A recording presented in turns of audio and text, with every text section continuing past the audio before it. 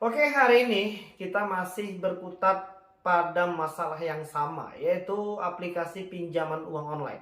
Dan kebetulan mungkin teman-teman yang lain belum punya uang dan belum punya kesempatan untuk melakukan pelunasan di semua aplikasi pinjol.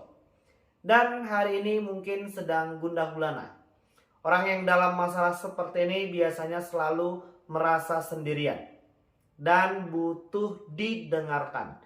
Jadi, aku pengen mengingatkan kalian untuk yang belum jujur pada orang-orang yang ada di sekeliling kalian. Mulai besok hari kalian harus mulai untuk jujur. Biasanya sih ini banyak pada ibu-ibu ya. Ibu-ibu yang mungkin hari ini sedang gali lubang tutup lubang. Atau mungkin hanya untuk gaya-gayaan. Tapi gue yakin 99,99% subscriber gue yang terlibat dengan pinjol itu bukan karena gaya-gayaan. Gue yakin itu. Jadi untuk ibu-ibu yang hari ini mungkin belum jujur dengan pasangannya, dengan orang tua dan orang-orang yang ada di sekeliling kita, aku pengen mengingatkan kalian untuk segera jujur dan lebih terbuka. Jadi hilangkan semua rasa gengsi dan malu-malu hari ini. Karena ketika beban ini kalian pikul sendirian, maka semuanya akan terasa berat. Tapi salah satu solusi yang paling jitu saat ini adalah ketika kalian bisa menyampaikan rasa keluh kesah kalian, rasa gelisah kalian yang terkait dengan masalah pinjol ini dengan orang-orang yang terdekat kalian. Itu hal yang paling terpenting untuk bisa membantu psikologis kejiwaan kalian. Itu langkah yang pertama. Dan yang kedua, berpikirlah secara positif dan tidak panik berlebihan. Hari ini banyak teman-teman kita yang mengambil dan melakukan langkah-langkah yang salah. Apa sih langkah-langkah yang salah ketika kita terjebak dengan masalah aplikasi pinjol ini? Salah satunya itu adalah gali lubang tutup lubang.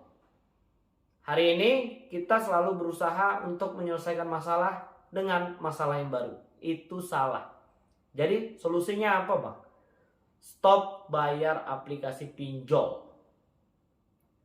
Stop bayar aplikasi pinjol, ya. Ingat kata-kata ini, stop bayar aplikasi pinjol. Loh, jadi kita nggak bayar utang, Mak? Bayar, ntar kita juga selesaikan semua permasalahan yang ada hari ini. Kita stop dulu pembayaran sampai nanti kawan-kawan memang benar-benar sudah kuat, memang benar-benar sudah stabil keuangannya, baru kita selesaikan semua permasalahan yang ada hari ini. Jadi jangan lagi mencari solusi dengan cara mencari masalah yang baru ya. Ini tidak akan selesai. Malahan kita akan tambah pusing karena kita bakal diteleponin dengan ratusan nomor-nomor baru yang tidak kita kenal. Dan kalian harus paham cara main aplikasi pinjol, mau yang legal mau yang ilegal ya. Mereka pasti akan mendesak kita untuk menyelesaikan semua permasalahan yang ada hari ini dengan berbagai macam cara. Mereka akan ingatkan ya, kalau diingat-ingat ya, cara mereka bekerja itu 2 atau 3 hari sebelum jatuh tempo mereka sudah mulai mengingatkan. Dan biasanya debitur yang belum mampu melakukan pembayaran akan mulai panik, apalagi yang baru-baru terjun di aplikasi pinjol atau mungkin produk-produk pembiayaan yang lain. 2-3 hari sebelum jatuh tempo mereka akan ingatkan, baik melalui via telepon atau mungkin pesan WhatsApp atau mungkin SMS. Dan 2-3 hari sebelum jatuh tempo kita bakal disuruh mencari solusi. Bahkan pada saat tanggal jatuh tempo mereka akan menyuruh kita untuk mencari dana talangan dengan cara apapun. Mungkin ada yang punya pengalaman ketika sudah tanggal jatuh tempo disuruh gadaikan barang, disuruh jual sepeda motor, handphone dan lain sebagainya. Jangan mau. Hari ini kita akan memantapkan hati kita untuk stop bayar aplikasi pinjol. Sampai nanti kita benar-benar mampu dan perekonomian kita benar-benar stabil untuk melakukan pelunasan atas utang-utang yang ada hari ini. Jadi udah cukup jelas. Dan aku juga pengen mengingatkan ya kepada teman-teman yang lain juga agar untuk mengontrol emosi ya. Terlebih lagi untuk ibu-ibu yang hari ini masih punya anak-anak kecil. Jangan sampai kesalahan kita secara pribadi ini berimbas kepada keluarga yang hari ini seharusnya cukup bahagia ketika tidak terkena masalah aplikasi pinjol.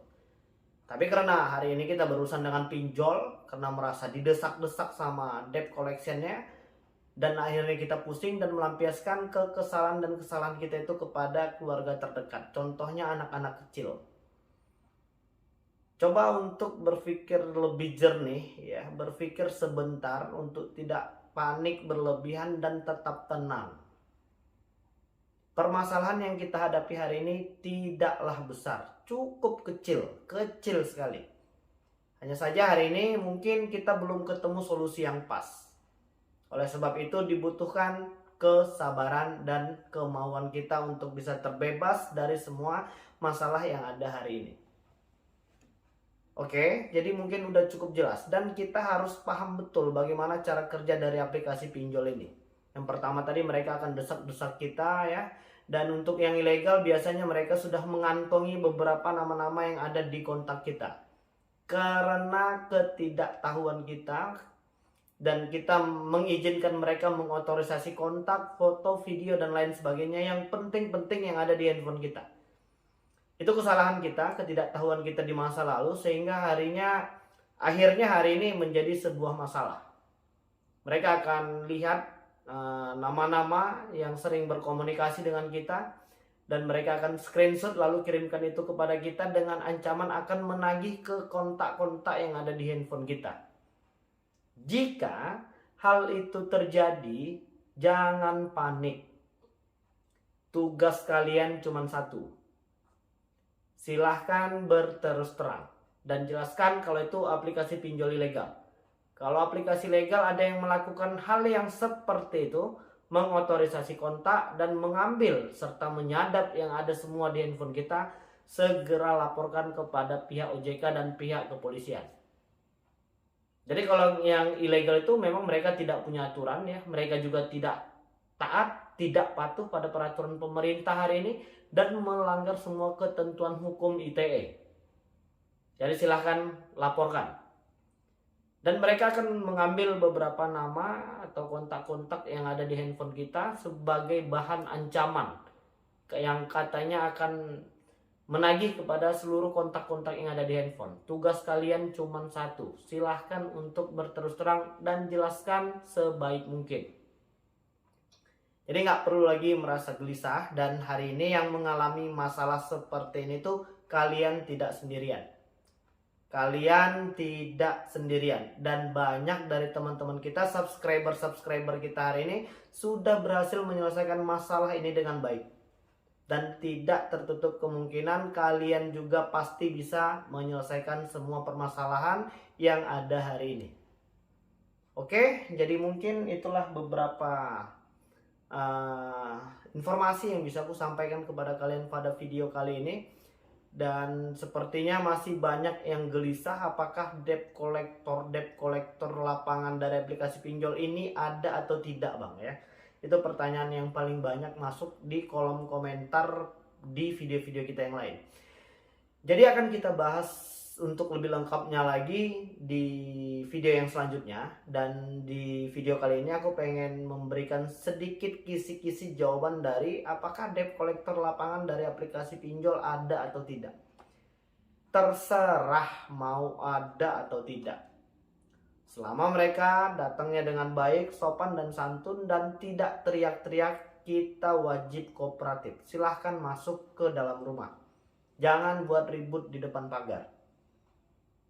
Dan jangan melakukan intimidasi serta yang namanya yang namanya gontok-gontokan itu udah nggak boleh. Kalian bisa rekam dan laporkan kalau mereka melakukan hal-hal yang seperti itu.